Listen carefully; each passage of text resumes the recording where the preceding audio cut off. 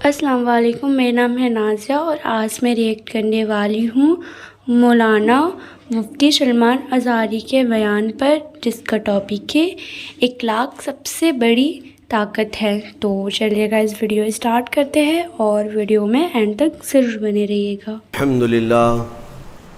الحمد للہ وکفا وسلام علی حبیبہ المصطفیٰ، اما بعد فاعوذ باللہ من الشیطان الرجیم، بسم اللہ الرحمن الرحیم۔ فإن تنازعتم في شيء فردوه إلى الله والرسول وإلى الرسول صدق الله مولانا العظيم وبلغنا رسوله النبي الأمين المتين المختار الكريم ونحن على ذلك من الشاهدين والشاكرين والحمد لله رب العالمين۔ بارگاہ رسالت مواب صلی اللہ تعالیٰ علیہ وسلم میں درود پاک کا ہدیہ پیش کریں۔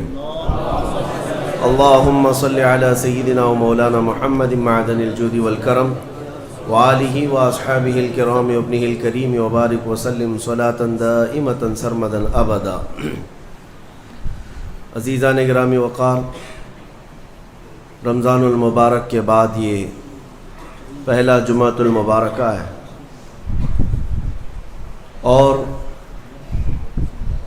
اللہ تبارک و تعالیٰ نے یہ توفیق بخشی ہے کہ اس کی عبادت جس طرح رمضان المبارک میں کی جا رہی تھی، دوبارہ مسجدوں میں حاضر ہونے کی سعادت بخشی ہے۔ ہونا بھی یہی چاہیے کہ ہم لوگ رمضانی نمازی نہ بنیں، رمضانی عبادت گزار نہ بنیں، بلکہ ربانی عبادت گزار بنیں۔ رب تبارک و تعالی رمضان میں بھی ہے، رمضان کے بعد بھی ہے،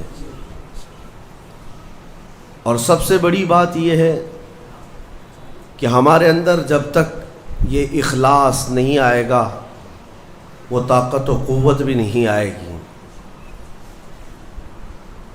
آج جس چیز کی ہمیں سب سے زیادہ ضرورت ہے وہ ہے اخلاص۔ ہماری عبادتوں میں، ہماری ہر نیکی کے اندر اس کا ہونا بہت ضروری ہے۔ وَمَا أُمِرُوا إِلَّا لِيَعْبُدُوا اللَّهَ مُخْلِصِينَ لَهُ الدِّينَ۔ اللہ فرماتا ہے لوگوں کو حکم نہیں دیا گیا مگر یہ کہ وہ اللہ کی عبادت کریں تو خالص اسی کے لیے، خالص اس کے لیے کہ کسی اور کو شریک نہ کریں۔ حتیٰ کہ اگر آپ نماز پڑھ رہے ہیں اور آپ کو دل میں یہ احساس ہونے لگے کہ اتنے لوگ مجھے دیکھ رہے ہیں تو میں سیدھا ہو جاؤں نماز پڑھنے کے لیے، تو اگر لوگوں کے دکھاوے یا ریاکاری کی نیت آئی تو اس کو شرک خفی کہا گیا ہے۔ یہ چھوٹا شرک ہے، چھپا ہوا شرک ہے، عام گناہ کی بات نہیں، شرک کی بات کر رہا ہوں، کیونکہ خالص اللہ تعالیٰ کے لیے جو عبادت ہونی تھی اس میں تم نے دوسروں کو بھی شریک کر لیا ہے۔ دوسروں کی رضا، دوسروں کے خیال، دوسروں کی مرضی، یہ ایک ایسا مرض ہے جس نے ہمیں پکڑ رکھا ہے۔ آج لوگ کیا بولیں گے، لوگ کیا کہیں گے، اسی مرض میں پوری زندگی گزر جاتی ہے۔ ڈھنگ کے طریقے اپنا نہیں پاتا ہمارا نوجوان صرف اسی بات پر کہ لوگ کیا بولیں گے۔ ٹوپی پہننے میں شرم آتی ہے کہ لوگ کیا بولیں گے، داڑھی رکھنے میں شرم آتی ہے لوگ کیا بولیں گے۔ لوگ کچھ نہیں بولیں گے، جب تم مرو گے تو صرف انا للہ بولیں گے اور کچھ نہیں۔ انا للہ و انا الیہ راجعون، اس کے علاوہ کیا کہیں گے آپ کے مرنے کے وقت؟ میرے عزیزو، لوگوں کے احوال اور ان کے کوائف الگ الگ ہیں۔ تم اگر لوگوں کے لیے جیتے رہو گے تو کبھی قرار و سکون نہیں آ سکتا۔ اسی لیے صحابہ اکرام رضوان اللہ تعالیٰ علیہم اجمعین علی اعلان یہ کہتے تھے۔ حضرت خبیب ابن عدی جب پھانسی پر چڑھائے گئے، سولی دی جا رہی تھی اور انہیں مکہ والے پتھر مار رہے تھے، تب انہوں نے اعلاناً یہ کہا تھا کہ مجھے اس بات کی پرواہ نہیں کہ لوگ مجھے کیا کیا گالیاں دے رہے ہیں، مجھے اس بات کی پرواہ نہیں کہ تم میرے ہاتھ کاٹ رہے ہو، ناک کاٹ رہے ہو، کان کاٹ رہے ہو اور گلا کاٹنے والے ہو، مجھے اس بات کی پرواہ نہیں، لیکن مجھے اس بات پر فخر ہے کہ میں مر رہا ہوں تو اللہ کی رضا میں مر رہا ہوں۔ میں اگر دنیا سے جا رہا ہوں تو حالت اسلام میں جا رہا ہوں، اس بات کا مجھے فخر ہے۔ عزیزان گرامی وقار، اسی بات کی آج ضرورت ہے کہ آپ کیا پہن رہے ہیں، کیا کھا رہے ہیں، کس طرح چل رہے ہیں، کس طرح بیٹھ رہے ہیں، یہ لوگوں کے لیے نہیں ہے۔ ہماری زندگی کے طور طریقے جو کچھ بھی ہونے چاہیے وہ اللہ اور اس کے رسول کے لیے۔ ایک حدیث میں آپ کو بتاتا ہوں جس کا آخری والا حصہ گفتگو کا اصل مقصد ہے۔ ایک بار رسول پاک صلی اللہ تعالیٰ علیہ وسلم مجلس میں بیٹھے ہیں صحابہ کے، ایک اجنبی شخص آیا، مجلس میں آیا، آ کر کے سیدھے حضور پاک صلی اللہ علیہ وسلم کے قریب بیٹھ گیا، اتنا قریب کہ اپنے گھٹنے حضور کے گھٹنے سے لگا لیا، قریب سے قریب ہو کر بیٹھا۔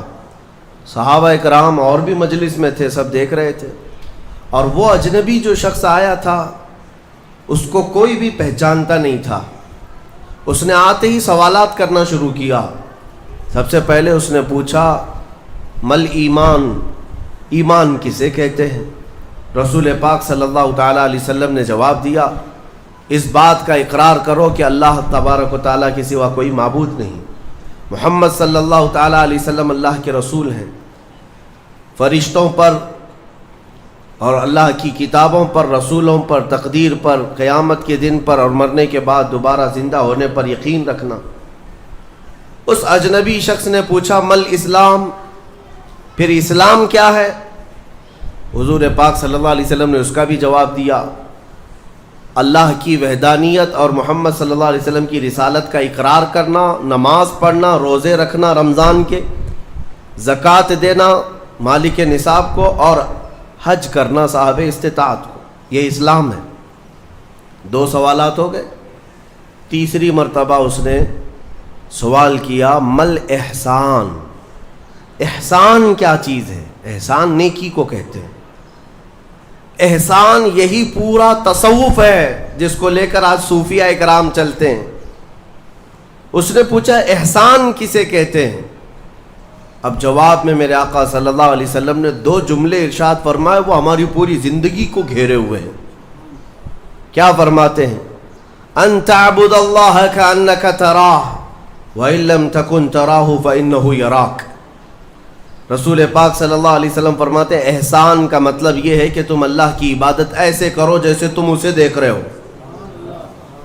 عبادت، نماز کی بات نہیں، عبادت، عبادت میں سب چیزیں آ جاتی ہیں۔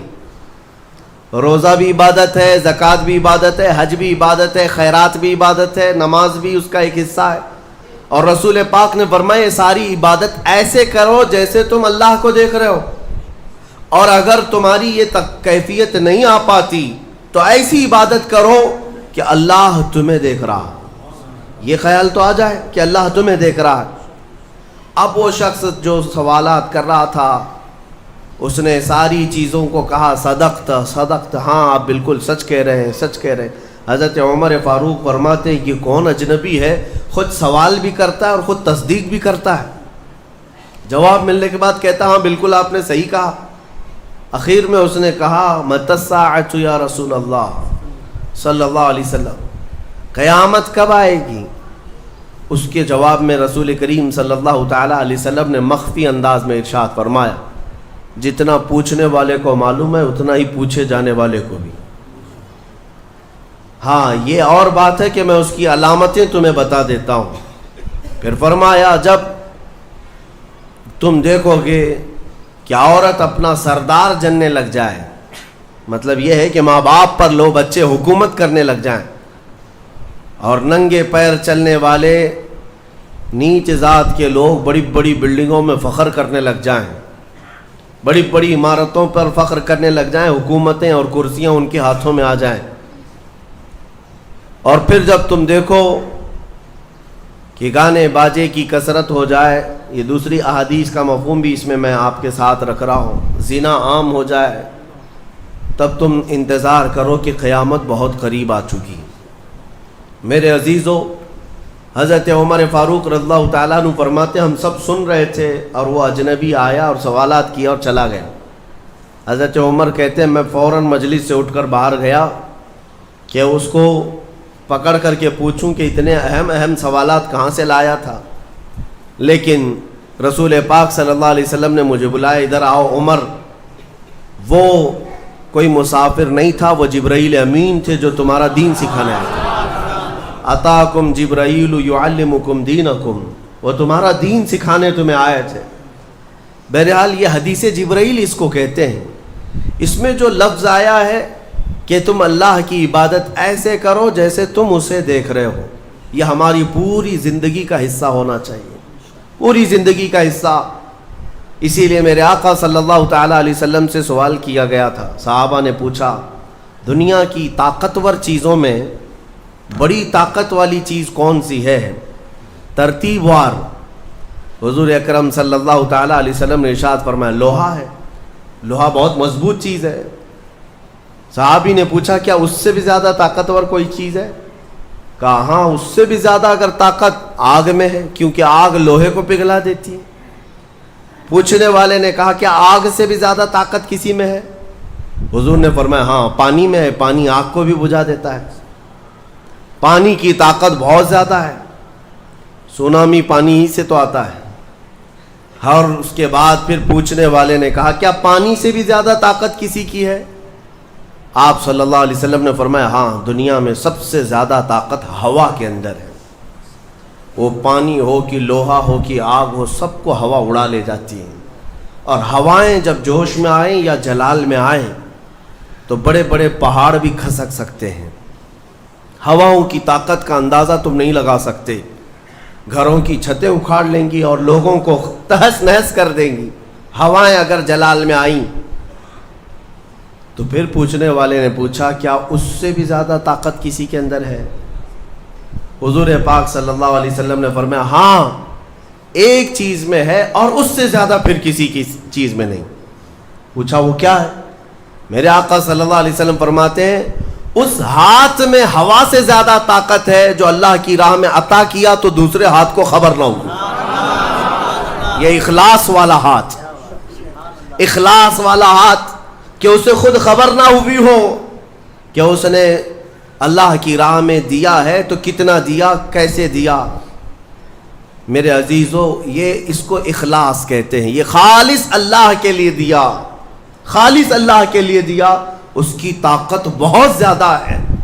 अब आपको मैं वो नुक्ता भी समझा दूँ। औलिया इकराम की करामतें सुनते रहते हैं, मियाँ वो क्या खा करके इतनी ताकत बनाए थे। गौस पाक रदी अल्लाह ताला अन्हु बगदाद में बैठे हों और दरिया में अगर सैलाब या तूफ़ान आ जाए और कश्ती भंवर में फंसने लगे तो कई वाक़यात हैं कि कश्ती में बैठे हुए मुसाफिरों ने देखा कि गौस पाक तशरीफ़ लाए, उनकी कश्ती को सिल दिया, संभाला। जिन कश्तियों में फटन थी या पानी आ रहा था, ये ताकत कैसे, ये तसर्रुफ़ कैसे उनके पास हासिल हुआ? कोई खाना पानी ऐसा है दुनिया में जिसको खाने के बाद इतनी बड़ी ताकत मिल जाती है? मेरे अजीज़ों, ये औलिया कामिलीन के पास जो भी ताकत थी वो इखलास की ताकत थी। वो जो अमल करते थे वो खालिस अल्लाह के लिए करते थे, खालिस अल्लाह के लिए। और वो अपने आप को तक फना कर चुके होते अल्लाह रब्बुल इज़्ज़त की बारगाह में। इसीलिए मेरे अजीज़ों, उन ताकतों के सामने दुनिया की कोई ताकत टिक नहीं पाती। इखलास की ताकत आज तुम करके तो देखो, अल्लाह रब्बुल इज़्ज़त की बारगाह में अगर मुखलिस हो गए तो शैतान जो चैलेंज करके आया था अल्लाह की बारगाह में, लअक़उदन्न लहुम सिरातकल मुस्तक़ीम, मौला मैं तेरे सीधे रास्ते पर बैठ जाऊंगा, जो भी तेरे सीधे रास्ते से गुजरेगा मैं उसको बहकाऊंगा। कभी दाएं जानिब से, कभी बाएं जानिब से, कभी आगे से, कभी पीछे से। कुरान की आयत में बता रहा हूं आपको, 8वें पारे में अल्लाह ने फरमाया, शैतान ये चैलेंज किया अल्लाह से, क़यामत तक तू मुझे मोहलत दे दे, मैं तेरे बंदों को बहकाऊंगा। और फिर अल्लाह तबारक व तआला से वो कहता है कि इन सब को सीधे रास्ते से मैं हटाऊंगा। लेकिन शैतान ने आखिर में एक जुमला ये भी कहा, मौला ये जितने भी सीधे रास्ते पर चलेंगे उनको बहका तो दूंगा, इल्ला इबादक मिनहुमुल मुखलसीन, मगर तेरे वो बंदे जो इखलास के साथ तेरी इबादत करते हैं उन पर मेरा दाव नहीं चल सकेगा, मैं उन्हें नहीं बहका सकूंगा। अब अंदाजा करो कि शैतान जिसके पास सारी ताकतें आ जाती हैं बातिल तरीके से, وقتی طور پر وہ عاجز آ گیا تو پھر دنیا کی یہ چھوٹی موٹی طاقتیں تمہارا کیا بگاڑ لیں گی؟ اگر اخلاص تمہارے اندر آ جائے، خلوص کی دولت آ جائے، دنیا میں جو کچھ بھی کر رہے ہو سب دکھاوے کے لیے نہیں ہے. کچھ عبادتیں ایسی ہیں جو تمہارے ساتھ راز رہے تمہارے اور تمہارے پروردگار کے بیچ. ہر بات کی تشہیر کرنا ضروری نہیں ہوتا کہ لوگوں کی مدد آپ نے کیا تو پیپر میں چھاپ دیا، اور آپ کوئی نیکی کر رہے ہیں تو ضروری نہیں ہوتا کہ ہر چیز کی تشہیر کی جائے. ہاں کچھ چیزوں میں حکمت اور مصلحت ہو سکتی ہے کہ لوگوں کو نیکی کی طرف بلانے کے لیے اعلان کیا گیا ہو، لیکن ہر چیز میں نہیں. عزیزان گرامی وقار، اخلاص جب کسی کے پاس ہو تو ایک اور حدیث میں آپ کو بتا دوں، بندے جو عبادت کرتے ہیں نا یہاں پر دنیا میں بھی، سب کا کچھ نہ کچھ ایک غرض ہے، کچھ نہ کچھ ایک مقصد ہے. آپ نماز کے لیے آئے ہیں یا نیکیاں کر رہے ہیں یا گناہوں سے بچ رہے ہیں تو کوئی تو غرض ہوگی. حدوں میں سے ایک چیز ہوگی، جہنم کا خوف ہوگا، اللہ کے عذابات سے ڈر لگتا ہوگا، اس لیے نماز پڑھ لیتے ہیں، پوری اپنی صحیح کر لیتے ہیں. یا تو پھر جنت کی نعمتوں کا شوق ہوگا کہ جنت میں جانا ہے، صحابہ تابعین اولیاء کاملین کے پڑوس میں رہنا ہے. یا تو شوق ہے یا تو ڈر ہے، اور یہ دونوں چیزیں بندے کو عبادت کرواتی ہیں. قیامت کے دن کے متعلق حدیث میں ملتا ہے، جب بخشے گئے ہوئے لوگ جن کو جنت بھیجا جا رہا ہے، جنتیوں کی بات کر رہا ہوں عام کی نہیں، تو اس میں 3 کیٹیگری ہوں گی. ایک جماعت وہ ہوگی جن سے اللہ تعالیٰ فرمائے گا کہ اے بندو تمہارے اوپر آج جنت کھول دی گئی، تم بخش دیے گئے ہو، تم عبادت کرتے تھے دنیا میں، بتاؤ کیوں کرتے تھے؟ وہ بندے کہیں گے کہ مولا تیری جہنم سے بڑا ڈر لگتا تھا، اس کے عذابات کا خوف تھا، اس لیے ہم عبادت کرتے تھے. رب تعالیٰ فرماتا ہے کہ جس چیز سے تم ڈرتے تھے میں نے آج بچا لیا، جاؤ میری جنت میں. ان کو جنت بھیج دیا جائے. دوسری ایک جماعت، ان سے رب تبارک و تعالیٰ پوچھے گا تم کیوں عبادت کرتے تھے؟ تم بھی جنت کے مستحق ہو گئے ہو، آج بخشے گئے ہو. وہ لوگ کہیں گے کہ مولا ہمیں تیری جنت کی نعمتیں سننے کے بعد اس قدر شوق تھا کہ ہم وہ نعمتیں حاصل کرنے کے لیے دن رات عبادت کیے، ذکر کیے، تسبیح پڑھے، اور آج کامیاب ہوئے. رب تعالیٰ فرماتا ہے میری جنت کی خواہش کرنا بھی نیکی ہے، جاؤ میں تمہیں جنت دیتا ہوں. وہ بھی جنت میں چلے گئے. تیسری جماعت تھی، ان سے پوچھا جائے گا تم کیوں عبادت کرتے تھے؟ تم بھی آج جنت کے مستحق ہو گئے. وہ کہیں گے کہ مولا ہمیں تیرے جہنم کے عذابات کی بھی پرواہ نہیں، اور نہ ہی تیری جنت کی نعمتوں کی خواہش، بلکہ ہم تو صرف اور صرف تیری رضا کے لیے کرتے تھے، تو راضی ہو جا، ہم جنت و دوزخ کے لیے نہیں. تو رب تبارک و تعالیٰ فرماتا ہے کہ یہ میرے مخلص بندے ہیں، خالص پیور اللہ کے لیے کرتے تھے. رب تعالیٰ فرماتا ہے جاؤ میں تم سے راضی ہو گیا، تم بھی جنت میں. جنت میں جانے کا حکم دے دیا جائے، لیکن فرمایا گیا وہ جماعت رک جائے گی، وہ کہیں گے نہیں ہم جنت میں نہیں جائیں گے. ایسا بھی کوئی ہے؟ وہ کہیں گے کہ مولا اگر ہم جنت میں جائیں گے تو اندر جو جنتی ہیں وہ ہمیں تانا ماریں گے، تم بھی جنت کے لیے کرتے تھے اور بولے کچھ اور ہو، بدلہ تو تم نے بھی لے لیا عبادتوں کا، ہمیں اپنی عبادتوں کا بدلہ نہیں چاہیے. رب تبارک و تعالیٰ فرماتا ہے میری رضا یہی ہے کہ تم جنت میں چلے جاؤ، میں تم سے راضی ہو گیا. وہ پھر رکے رہیں گے کہ مولا ہم نے جنت کے لیے نہیں تیری رضا کے لیے کیا ہے. پھر حکم ہوگا فرشتوں کو کہ ان کے ہاتھوں اور پیروں میں بیڑیاں باندھو اور کھینچ کے جنت میں لے جاؤ. وہ ایک جماعت ایسی ہے. یہ کون لوگ ہیں جو مخلصین ہیں، خالصتاً اللہ کے لیے عبادت کرتے تھے. عزیزان گرامی وقار، جو اللہ رب العزت کے لیے کرنے والے لوگ ہیں، اللہ تعالیٰ ان کو ہمیشہ ذلت اور رسوائی سے محفوظ رکھتا ہے. اخلاص. بنی اسرائیل میں ایک خاتون تھی اور اس کا بڑا گھرانہ تھا. اس کا باپ جو تھا وہ بڑا کنجوس اور بخیل آدمی، بڑے پیسے والا. ایک دن ایسا ہوا کہ یہ جو لڑکی تھی، جوان لڑکی، اس نے باہر ایک فقیر کو دیکھا جو بڑا مجبور تھا، ضرورت مند تھا، اس کو اٹھا کر کے اچھی خاصی دولت اپنے باپ کی دے دی، اور باپ کو پتہ چلا تو اتنا غصے میں آیا کہ میں ایک پھوٹی کوڑی نہیں دیتا اور تو اتنی بڑی دولت اٹھا کر دے دی، اور غصے میں اپنی بیٹی کا ہاتھ کاٹ دیا، اس کا ہاتھ کٹ گیا۔ غصے میں تھا باپ، بخیل تھا، ہاتھ کاٹ دیا۔ بہرحال کٹے ہوئے ہاتھ کے ساتھ وہ رہنے لگی، تھی اللہ رب العزت کی رضا چاہنے والی۔ کئی دن تک اسی طرح گزر گئے۔ اب باپ بڑے پیسے والا تھا اس زمانے میں، وہ ہاتھ چھپا کر کے رہی۔ پھر اس کا رشتہ آیا ایک بہت بڑے خاندان سے، اور بڑے خاندان کا جو شہزادہ تھا اس نے پسند کر لیا۔ شادی کی ڈیٹ قریب آئی، ان لوگوں نے ہاتھ نہیں دیکھا، بس چہرہ اور باقی ساری چیزیں دیکھی، اور انہوں نے بھی چھپا رکھا کہ ہاتھ نہیں ہے۔ کٹے ہوئے ہاتھ کے ساتھ کون شادی کرے گا؟ بہرحال شادی ہو گئی۔ شادی ہونے کے بعد وہ گھر رخصت ہو گئی، اپنے نئے دولہے کے ساتھ وہ اپنے گھر پر بیٹھی ہے، دسترخوان پر۔ وہ بائیں ہاتھ سے کھایا کرتی تھی، ایک ہاتھ تو کٹا ہوا تھا، چھپا کر کے رکھتی تھی۔ دسترخوان پر جب بیٹھی، اس کا نیا دولہا ہے، اس کے گھر والے، کھانے کے وقت اب ہاتھ نکالنے کی باری آ گئی۔ وہ بائیں ہاتھ سے کھا رہی تھی تو اس کے شوہر نے کہا کہ کیا سیدھے ہاتھ سے نہیں کھا سکتی؟ سیدھے ہاتھ سے کیوں نہیں کھا سکتی؟ اب اس کے رشتے کے ٹوٹنے کا وقت آ گیا تھا، اگر پتہ چلے تو دھوکہ کیا ہے، کٹے ہوئے ہاتھ کے ساتھ ہمارے ساتھ نکاح ہوا ہے۔ اس کے آنکھوں میں آنسو آئے، وہ ہاتھ اپنے کپڑے کے اندر ہی چھپائی رہی۔ اچانک اسے غیب سے ایک آواز آئی، اے میری بندی ہاتھ نکال۔ اس نے اپنے دوپٹے کے اندر سے ہاتھ نکالا تو سیدھا ہاتھ پورا صحیح سلامت تھا۔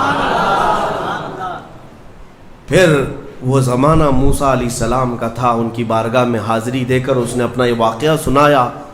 سیدنا موسیٰ کلیم اللہ فرمانے لگے، مولا نے مجھے یہ وحی دے کر بھیجا اور ارشاد فرمایا کہ اے موسیٰ، ہم اس ہاتھ کو شرمندہ نہیں ہونے دینا چاہتے جو ہاتھ میری بارگاہ میں اخلاص سے اٹھاؤ۔ میرے عزیزو، یہ اخلاص کی دولت ہے۔ جو خالصتاً اللہ کے لیے کچھ کیا ہو، مولا اسے کبھی ذلیل نہیں ہونے دے گا، اسے بے عزت نہیں ہونے دے گا۔ اسی لیے کچھ کام ایسے کر جاؤ جو خالصتاً اللہ کے لیے ہو، رب تبارک و تعالیٰ کے لیے اب تک کیا کیا ہے اس کا بھی آپ کے پاس کچھ تو ہونا چاہیے۔ اگر اپنی زندگی میں آپ احتساب کریں، اپنا ہی محاسبہ کریں کہ میں جوانی سے لے کر اب تک جتنے کام کیا ہوں، کوئی کام ایسا ہے جو خالص اللہ کے لیے کیا ہو؟ رسول پاک صلی اللہ تعالیٰ علیہ وسلم کی ایک حدیث میں آپ کے سامنے عرض کرتا ہوں، اخلاص میں کتنی طاقت ہے وہ بتاتا ہوں۔ حضور اکرم صلی اللہ علیہ وسلم فرماتے ہیں، صحیح حدیث ہے یہ، 3 لوگ سفر پر تھے، 3 دوست تھے، یہ تینوں سفر پر تھے، اور یہ پہاڑوں کے راستے سے جا رہے تھے۔ ایک پہاڑ کے غار میں ان لوگوں نے پناہ لینے کے لیے تھوڑی دیر آرام کیا، اور بارشیں شروع ہو گئیں، طوفانی بارش، اور ایسی بارشیں آئی کہ پہاڑ کے پتھر کھسکنے لگے، اور ایک بہت بڑی چٹان کھسک کر کے یہ غار کے منہ پر آ کر گر گئی۔ غار بند اور یہ اندر 3 بیٹھے ہوئے ہیں، ہاتھ کے ہلانے سے تو پتھر جانے والا نہیں، ایک بڑی چٹان گر کر کے بند ہو چکی، ان کی قبر وہیں بننے والی۔ 3 لوگ ہلا کر کے کیا ہٹا سکتے تھے؟ اب تینوں لوگوں نے کیا کیا؟ میرے آقا صلی اللہ علیہ وسلم فرماتے ہیں تینوں رونے لگے کہ اب ہماری موت یہیں پر ہونے والی ہے، ختم ہے، لیکن اس سے پہلے چلو اللہ کی بارگاہ میں اپنی زندگی کی کوئی ایسی چیز ہو جو تم نے خالص اس کے لیے کیا تھا، اس نیکی کو وسیلہ بنا کر کے دعا کرتے ہیں، دیکھتے ہیں پتھر ہٹتا ہے کیا۔ تو تینوں نے اپنی اپنی زندگی کی ایک ایک چیزیں شمار کرنا شروع کیا۔ توجہ چاہتا ہوں، پہلے ایک بندہ سجدے میں گرتا ہے اور عرض کرتا ہے، مولا تو جانتا ہے میری ایک بوڑھی ماں تھی، ماں کی خدمت بہت کیا کرتا تھا، ماں کی بہت تعظیم کرتا تھا۔ ایک دن رات کو جب میں گھر پہنچا تو میرے پاس صرف ایک روٹی تھی اور تھوڑا سا دودھ تھا۔ میرے گھر کے کئی بچے تھے، بچے بھی بھوکے تھے، لیکن میری ماں بوڑھی تھی۔ تو میں جب بھی گھر رات کو پہنچتا پہلے اپنی ماں کو کھلاتا، اس کے بعد اپنے بچوں کو کھانا دیتا۔ اس دن ایسا ہوا کہ میرے پاس صرف ایک روٹی اور تھوڑا سا دودھ تھا، ماں بھی بھوکی تھی اور بچے بھی۔ بچے آ کر لپٹ گئے، کہنے لگے کہ ہمارے لیے کھانا، بھوک کی شدت ہے۔ میں نے بچوں کو تھوڑی دیر کے لیے بٹھایا گھر کے باہر اور اس روٹی کو چور کر دودھ میں اپنی بوڑھی ماں کو کھلایا۔ میری بوڑھی ماں جو بھوکی تھی وہ پوری روٹی کھا گئی اور پورا شکم سیر ہو کر وہ دعا کرتے ہوئے سو گئی۔ اس رات کو میں بھی بھوکا رہا، میرے بچے بھی بھوکے رہے، ہمارے گھر میں اس کے علاوہ کوئی کھانا نہیں تھا۔ اے رب ذوالجلال، میں نے اپنی ماں کے ساتھ یہ جو حسن سلوک کیا خالص تجھے راضی کرنے کے لیے، خالص تجھے راضی کرنے کے لیے۔ مولا اگر یہ میری نیکی تجھے پسند ہے تو یہ چٹان کو ہٹا دے۔ وہ دعا کر رہا تھا، چٹان تھوڑی کھسک گئی، اپنے آپ کھسک گئی، لیکن اتنی نہیں کہ وہ نکل سکیں۔ دوسرا جو ساتھی تھا وہ سجدے میں گرا اور وہ دعا کرنے لگا۔ یہ پوری حدیث پاک موجود ہے جس کو میرے آقا نے بیان کیا۔ میرے عزیزو، زندگی میں کوئی ایسی چیز ہو جو اللہ کے لیے کیا ہو، پھر دیکھنا زندگی کی مصیبتیں آئیں، اسی نیکی کو تم اللہ کی بارگاہ میں رکھ سکتے ہو۔ دوسرا سجدے میں گرتا اور کہتا ہے، مولا تو بہتر جانتا ہے، میں اپنی چچیری بہن کا عاشق ہو گیا تھا۔ اس کی چچیری بہن تھی، چاچا کی بیٹی، عاشق ہو گیا اور ہم دونوں میں معاشقہ چلنے لگا، ایک دوسرے سے محبت کرنے لگے۔ ایک دن ایسا آیا کہ ہمارے گھر والے اور اس کے گھر والے سب باہر چلے گئے، ہم دونوں تنہا رہ گئے اور ہم دونوں ایک کمرے کے اندر آئے۔ ہم دونوں نے گناہ کرنے کا ارادہ کر لیا۔ شادی تو نہیں ہوئی تھی، نکاح بھی نہیں ہوا تھا، دونوں کھڑے ہوئے، گناہ کرنے کا ارادہ ہی تھا کہ ہم دونوں کو اچانک خیال آیا میرا رب دیکھ رہا ہے۔ ہم کپڑے اتارے اس کے سامنے جو ہمارے دلوں کے حالات بھی جانتا ہے۔ تو وہ میری چچیری بہن وہ بھی رونے لگی، میں بھی رونے لگا اور ہم ایک دوسرے کو ہاتھ نہیں لگائے۔ مولا اس زنا سے اور اس بدکاری سے اگر میں بچا تھا تو میرے رشتہ داروں سے ڈر کر نہیں، خالص تیری رضا کے لیے، کہ مولا کریم کے اس سلطنت کو میں اپنے گناہوں سے پامال نہیں کروں گا۔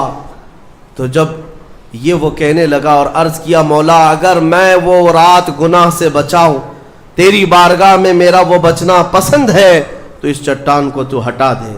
حدیث پاک میں چٹان اور کھسک گئی۔ تیسرا شخص تھا، وہ سجدے میں گرا اور کہنے لگا، اے رب ذوالجلال، تو بہتر جانتا ہے، میں ایک زمین اور جائیداد کا مالک تھا، میرے پاس کئی مزدور کام کیا کرتے تھے، اور ایک مرتبہ ایسا ہوا کہ میں مہینہ ختم ہوتے ہی سارے مزدوروں کو ان کی تنخواہ دے دیا کرتا۔ ایک مزدور ایسا ہے جو اپنی تنخواہ لیے بغیر چلا گیا، ایک مزدور تنخواہ لیے بغیر چلا گیا اور اس کی تنخواہ میں نے سنبھال کر رکھی اور اس سے ایک بکری خرید لیا۔ میاں لوگ تو کسی کی سیلری ہو دبا کر کے کھا جائیں گے، اور یہ حدیث پاک میں جس کے لیے کہا جا رہا ہے وہ بندہ کہتا ہے میں اس کی پوری تنخواہ سے ایک بکری خرید لیا، بکری کو پالنے لگا، وہ مزدور آیا نہیں، وہ مزدور چلا گیا، مہینوں چلا گیا، بکری کو میں پالتا رہا، بکری نے بچے دی، بچوں کے بچے ہوئے، بچوں کے بچے ہوئے۔ اے رب ذوالجلال، تو نے اتنی برکت دی کہ اس ایک بکری سے ایک پورا میدان، کئی ہزار بکریاں بھر گئی، کئی ہزار بکریاں کئی سالوں کے اندر۔ وہ ان بکریوں میں نہ کسی کو بیچتا تھا نہ کسی کو ذبح کرتا تھا، سب بکریاں رکھا۔ کئی سالوں کے بعد اچانک وہ مزدور واپس آیا اور اس نے آ کر مجھ سے کہا کہ مالک میں آپ کے ہاں خدمت کرتا تھا، آپ کو یاد ہے کچھ سالوں پہلے میں نے اپنی تنخواہ چھوڑ دی تھی، ایک مہینے کی تنخواہ نہیں لیا تھا۔ تو میں نے اس سے کہا کہ ہاں مجھے اچھی طرح سے یاد ہے، اور اس کا ہاتھ پکڑ کر کے ان بکریوں کے ریوڑ کے پاس لے گیا اور کہا یہ تیری تنخواہ ہے، یہ پوری تیری تنخواہ ہے۔ اس نے کہا میرے ساتھ کیا مذاق کر رہے ہو مالک، میری تنخواہ اتنی ہے کہ اس زمانے میں ایک بکری بھی نہیں آ سکتی۔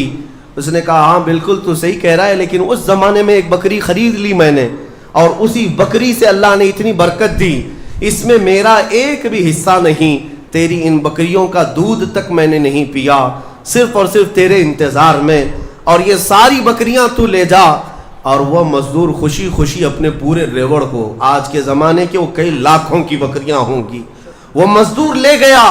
اب یہ بندہ کہتا ہے اے رب ذوالجلال، میں نے یہ امانت اگر سنبھالی تھی تو خالص تیری رضا کے لیے، مولا صرف تجھے راضی کرنے کے لیے، ورنہ پیسے کھا جاتا تو کون کیا کر لیتا، وہ مزدور کون سا وصول کر لیتا، کہتا نہیں مجھے یاد نہیں، اب میں پہچانتا بھی نہیں، مولا میں نے تیری رضا کے لیے کام کیا، اگر تجھے یہ پسند ہے تو یہ چٹان ہٹا دے۔ حدیث پاک میں ہے اس نے جیسی یہ دعا کیا پوری چٹان ہٹ گئی، پوری چٹان کھسک کر ختم ہو گئی، ان کا راستہ صاف ہوا۔ پتہ یہ چلا، حدیث پاک کا یہ مفہوم ہے میرے عزیزوں۔ میں اب آپ کے سامنے عرض کرتا ہوں، ایسی بڑی بڑی چٹانیں آج بھی ہم پر گر رہی ہیں، مصیبتوں کی چٹانیں، ظلم کی چٹانیں، لوگوں کے تان و تشنی اور لوگوں کی گالی گلوچ کی چٹانیں، ان چٹانوں کو کھسکانے کے لیے تمہارے پاس اخلاص والی کوئی نیکی موجود ہے؟ رب تبارک و تعالیٰ کی بارگاہ میں کبھی یوں عرض کرتے کہ مولا میں نے خالصتاً ایک رات تیرے لیے کھڑے ہو کر پکارا تھا جب سب لوگ سو رہے تھے، میں صرف تجھے راضی کرنے کے لیے عبادت کیا، مولا اگر تو راضی ہے تو ان فلسطین کے بچوں پر رحم کر دے۔ ہمارے پاس ایسی کوئی چیز ہے جو ہم عرض کر سکیں؟ آج دعائیں کہاں نہیں ہو رہی ہیں، دعائیں سب جگہ ہو رہی ہیں، اجتماعی دعائیں ہو رہی ہیں، ہر خطبے میں، ہر نماز میں، ہر جگہ دعائیں ہوتی ہیں، لیکن میرے عزیزو شاید وہ اخلاص سے خالی ہو گئے ہیں۔ ایک بات یاد رکھنا، حرام لقمے پیٹ میں پڑے ہوں، حرام کمائی گھر میں پڑی ہو تو حدیث پاک میں اس کی کوئی دعا آسمان تک نہیں جاتی، کوئی دعا آسمان تک نہیں جاتی۔ اور ان تمام چیزوں کی طرف کبھی خیال بھی نہ کرنا اور پھر یہ کہنا کہ ہماری دعائیں کیوں نہیں قبول ہوتی، اخلاص نہیں ہوتا، یا تو پھر دعا تو کرتے ہیں، کمائی بھی صاف ہے، حلال ہے، لیکن دعا کرنے کے وقت ایسا لگتا ہے جیسے کوئی ڈیوٹی ادا کر رہے ہیں، جلدی سے بھاگنا ہے۔ ہم تو دیکھتے ہیں نا، نماز میں ہاتھ اٹھانے میں بھی لوگوں کو شرمندگی ہونے لگتی ہے، کچھ تو مرے ہوئے ہاتھوں کے ساتھ دعا کر رہے ہیں، کچھ انگوٹھے پھوڑ رہے ہیں دعا میں۔ تم رب تعالیٰ کی بارگاہ میں مانگ رہے ہو، اخلاص اگر ہوتا تو تمہیں اپنے کی خبر نہیں ہوتی۔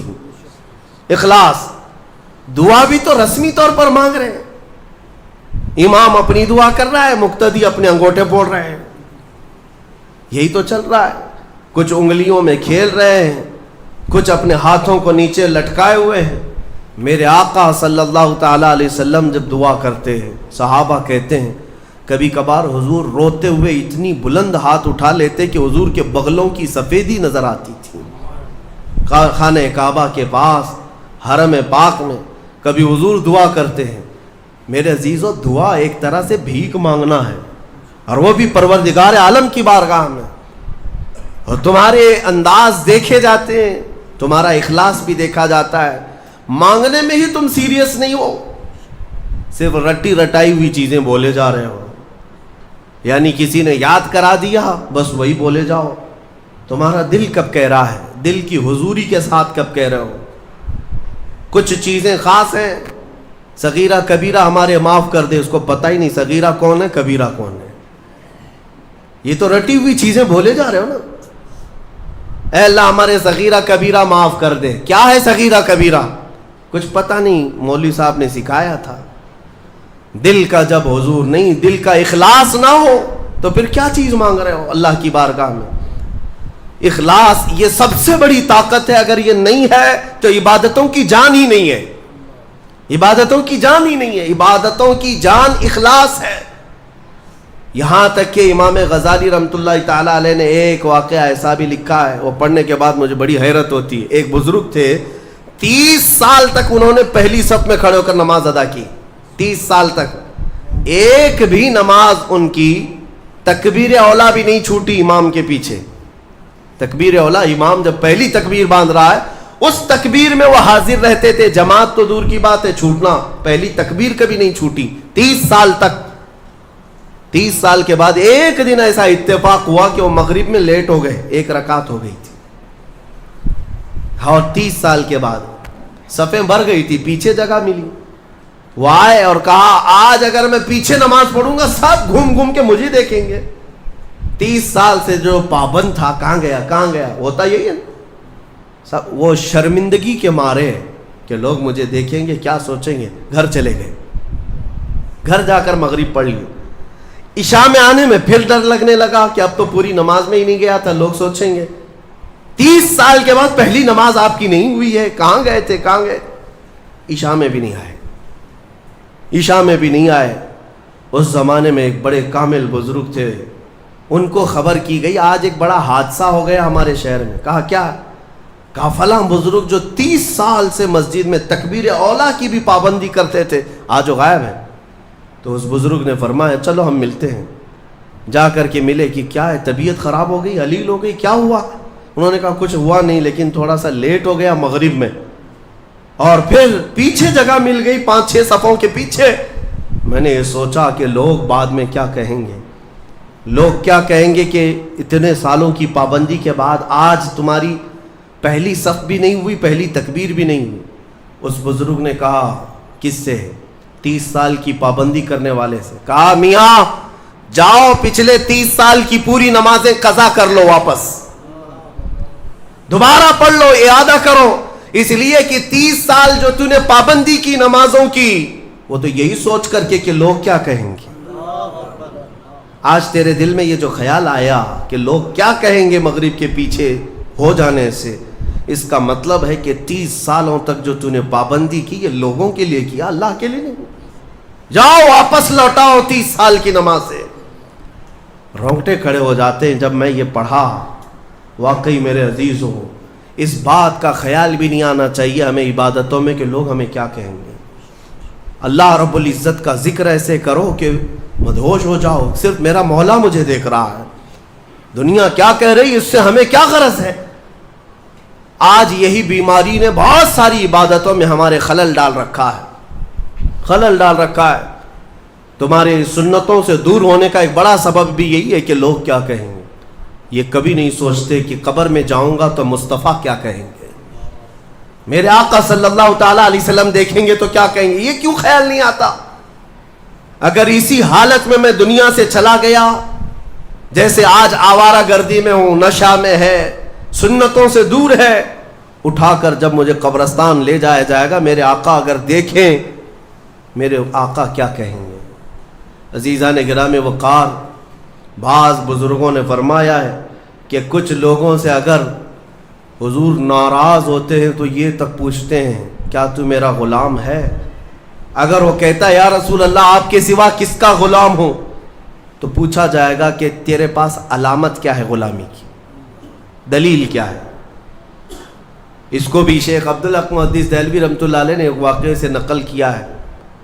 اس لیے میرے عزیزو اعلیٰ حضرت نے جو فرمایا آج لے ان کی پناہ, آج مدد مانگ ان سے, کل نہ مانیں گے قیامت میں اگر مان گیا. اپنی عبادتوں میں اخلاص عطا کرو. آج کے زمانے میں سب سے زیادہ ضروری بھی یہ چیز ہے کہ میں یہ نہیں چاہتا کہ یہاں پر سارے لاکھوں مسلمانوں کو سڑک پر اتاروں. نہیں, اگر اخلاص والا ایک بندہ ہو تو پوری زمین کو زیر و زبر کر ڈالے گا. انقلاب ایک سے آتا ہے, ایک بھی کافی ہے اگر اخلاص والا ہو, ورنہ پھر کثرت سے کچھ ہونا نہیں ہے. آج جس طرح کی آزمائشوں کے تم شکار ہو, ان میں بھی ضرورت اسی بات کی ہے کہ تمہارے اندر اخلاص آ جائے, تمہیں کوئی ڈرا کر کے عبادت نہ کرائے. اور میں تو شروع سے کہتا بھی تھا, آج کئی جگہوں پر بچوں کی بھی تربیت کے لیے مدرسوں میں بھی, شاید آج سے 10 سال پہلے ہی حافظ صاحب سے بھی جانتے ہوں گے, کیمرے لگائے جاتے ہیں کہ بچے کچھ غلط نہ کریں. ٹھیک ہے, نگرانی کے لیے جہاں تک ہے میں اس کا مخالف نہیں ہوں, لیکن ان کے دلوں میں اس بات کا اگر خوف ہے کہ استاد دیکھ رہے ہیں، مجھے جلدی نماز کے لیے جانا ہے، ایک نہ ایک دن تو کیمرہ بند ہوگا، کیمرے کے باہر بھی تو آئے گا، اس دن کیا کرے گا؟ اپنی اصلیت پر آ جائے گا۔ یہاں کوئی کیمرہ نہیں ہے، آزاد رہو، کھل کر کے رہو۔ مطلب یہ ہے کہ تم اس کو کیمرے کا عبادت گزار بنائے، اللہ کا نہیں۔ تربیت وہ ہونی چاہیے جو محبوب الہی نے فرمایا۔ ایک شخص آیا محبوب الہی سے پوچھنے لگا کہ حضور کبھی کبھار تو گناہ کرنے کی اجازت مل جانی چاہیے۔ آپ نے فرمایا کیوں نہیں، ملنا تو چاہیے۔ وہ خوش ہو گیا، کیا گناہ کرنے کی اجازت ملتی ہے؟ کہا بالکل ملے گی میری طرف سے۔ خوش ہو گیا، کہا کہ حضور بتائیے کیا ہے، کیسے کر سکتے ہیں؟ کبھی کوئی کبھار چھٹی تو ہونی چاہیے گناہ کرنے کے لیے، ہفتے میں ایک بار، مہینے میں ایک بار۔ محبوب الہی نے فرمایا بالکل، دو شرطیں ہیں میری، اگر وہ پورا کر لے تو تجھے اجازت ہے میری طرف سے گناہ کرنے کی۔ کہا بتائیے۔ محبوب الہی نے فرمایا پہلی شرط یہ ہے کہ جب گناہ کرنا ہو تو اللہ کی زمین سے باہر نکل کر کرنا، اس کی سلطنت سے باہر جا کر کرنا، جہاں اس کی سلطنت نہ ہو وہاں جا کر گناہ کرو، شوق سے کرو۔ اس نے کہا حضور کوئی ذرہ ایسا ہے جو میرے مولا کی سلطنت سے خالی ہے؟ کوئی ایسی جگہ ہے جو اللہ کی خدائی سے خالی ہے؟ پھر اس کے بعد اس نے کہا یہ تو ممکن نہیں کہ اللہ کی زمین سے باہر جاؤں، اس کی سلطنت تو ان کہکشاؤں میں بھی ہے جہاں ہماری بھی پہنچ نہیں، اور رب تبارک و تعالیٰ ہی کی سلطنت میں ہے سب۔ پھر اس نے کہا دوسری شرط آپ کی؟ محبوب الہی نے فرمایا جب گناہ کرنے کا ارادہ ہو تو وقت دیکھ لینا، اس وقت گناہ کرنا جب تیرا رب سو رہا ہو۔ اس نے کہا حضور یہ کیسی شرط ہے؟ میرا مولا تو وہ ہے لا تأخذہ سنۃ ولا نوم، میرا رب وہ ہے جسے نہ اونگ آتی ہے نہ نیند آتی ہے، وہ پوری کائنات کے لیے حی اور قیوم ہے۔ تو محبوب الہی نے کہا ظالم، جب تجھے یہ دونوں باتیں معلوم ہیں کہ تو اس کی سلطنت سے باہر نہیں جا سکتا اور اس کی غفلت کا ایک لمحہ کیا ایک آن بھی نہیں آ سکتی، تو کیا تجھے اس بات کی شرم نہیں آتی کہ اسی کی زمین پر اسی کے دیکھنے کے حالت میں گناہ کروں؟ یہ کیسے ممکن ہے کہ تجھے تیری ماں دیکھ رہی ہو، تیرا باپ دیکھ رہا ہو اور تو اس وقت ننگا ہو رہا ہو؟ تو اپنے گھر میں اپنے ماں باپ کے سامنے ننگا نہیں ہوتا تو اس پروردگار عالم کی بارگاہ میں اس کی نافرمانی کے لیے کیسے گناہ کر لے گا؟ زمین اس کی، سلطنت اس کی، اس کا کھا رہا ہے، اس کا پی رہا ہے، اس کی ہوائیں استعمال کر رہا ہے، ساری نعمتیں اسی کی دی ہوئی ہیں، اور تو کہتا ہے کہ گناہ کی اجازت چاہیے؟ اور پھر اللہ رب العزت ایک آن کے لیے بھی جب غافل نہیں ہے تو کیا اس بات کی شرم نہیں آتی کہ رب تعالیٰ دیکھ رہا ہو اور اس وقت تم گناہ کر رہے ہو؟ عزیزان گرامی، یہی وہ عبادت کا اعلیٰ درجہ ہے جو محبوب الہی نے سکھایا کہ کسی کے اندر یہ دو تصور آ جائیں کہ میرا مولا ہر گھڑی مجھے دیکھ رہا ہے اور میں جہاں جاؤں گا اسی کی سلطنت میں جاؤں گا، یہ اخلاص ہے۔ پھر یہ عبادتوں کی جان ہے۔ پھر دیکھنا آپ کی عبادتوں میں لطف کیسا آئے گا اور مزہ کیسا آئے گا، عبادتوں کا طور طریقہ ہی بدل جائے گا۔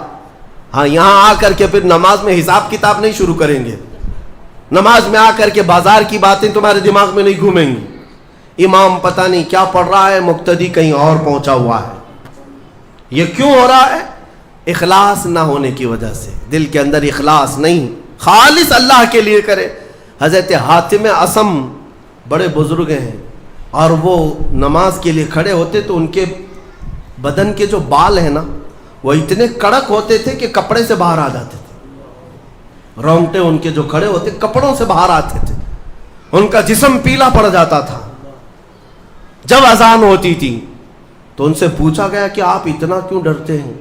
کہتے ہیں دنیا والے بادشاہ اگر طلب کے لیے بلا لے تو ڈر ڈر کر کے جاتے ہیں کہ میرا کیا حساب ہونے والا ہے، اور وہ شہنشاہ اعظم جب بلا رہا ہے تو میرا دل خوف سے لرز جاتا ہے کہ اب میرے ساتھ کیا ہونے والا ہے۔ وہ میرے ایک لمحے سے بھی غافل نہیں۔ بادشاہوں کو ہیلے بہانے کر کے تم بچ تو سکتے ہو، اس کی بارگاہ میں کہاں بچو گے؟ اور پھر حاتم اسم سے پوچھا گیا آپ عبادت کیسے کرتے ہیں؟ وہ کہتے ہیں میں جب نماز کے لیے کھڑا ہوتا ہوں تو تصور میرا یہ ہوتا ہے کہ ادھر بھی دوزخ ہے ادھر بھی دوزخ ہے، دونوں طرف گڑھے ہیں اور سامنے جنت ہے، اللہ رب العزت کی رضا ہے اور پیچھے ملک الموت انتظار میں ہے۔ اس تصور کے ساتھ میں نماز پڑھتا ہوں کہ اگر ہلوں گا تو ادھر جہنم کا گڑھا ہے، ادھر ہل گیا تو ادھر جہنم کا گڑھا ہے، مجھے بڑھنا ہے میرے مولا کی رضا کی طرف، اور ملک الموت اتنے قریب آ کر کھڑا ہے کہ گردن پہ ہاتھ رکھا ہے، اس لیے میں اپنی ہر نماز کا ہر سجدہ آخری سمجھتا ہوں، اس کے بعد شاید ملک الموت مجھے اٹھا لے گا۔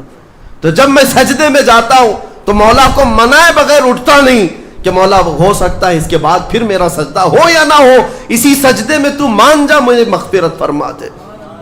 یہ نمازوں کا بھی طریقہ ہے، یہی اخلاص ہے۔ اللہ کریم ان سب کی حفاظت فرمائے، ہمارے اس شہر میں امن و امان عطا فرمائے، ہم سب کو محبتوں اور الفتوں کے ساتھ زندگی عطا فرمائے، ظالموں کے شر سے مولا ہمیشہ ہماری حفاظت فرمائے۔ وآخر دعوانا ان الحمد للہ رب العالمین۔